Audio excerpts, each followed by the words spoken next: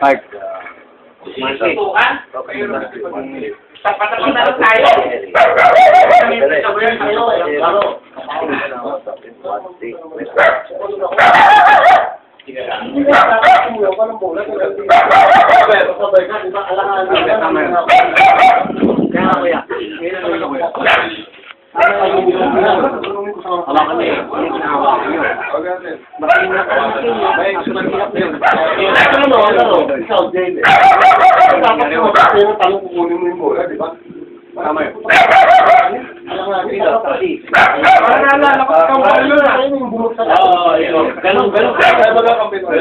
Parang ilan na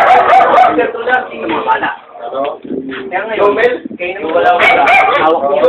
Kayo na mismo decision. Kaya na hawak. Kami magagawa. Pinalak niya na yung ATM. Pangalawa kasi. Kasi ito naman ang pangalan. Pangalan baga, kanya na lang yun. Kanya yun, matik yun. Kasi siya nakapangalan. Wala yun. Yung 200 na yung ganyan. Tabugod din doon yung pinalak niya.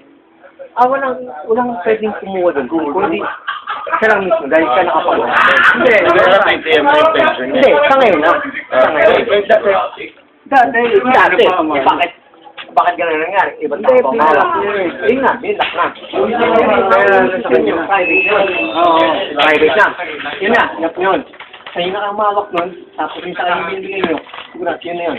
Basta kayo ang bahala doon. May nagmagandang love kayo.